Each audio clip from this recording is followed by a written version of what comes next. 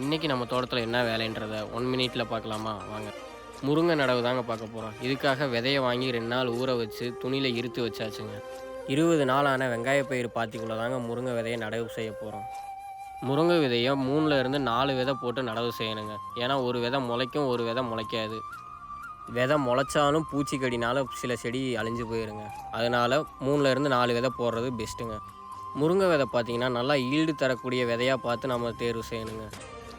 முருங்கை விதை நடவு செய்கிற தூரம் பார்த்தீங்கன்னா 4லேருந்து 5 அடி தூரத்தில் நடவு செய்யலாங்க. விதைய நட்டு முடிச்சுட்டு அப்படியே நம்ம புகலை செடி பக்கம் போயிட்டோங்க. புகலை செடி நட்டு இன்னையோட 2 மாதம் ஆச்சுங்க. ஒரு செடி பெருசாகவும் ஒரு செடி சிறுசாகவும் இருந்துச்சுங்க.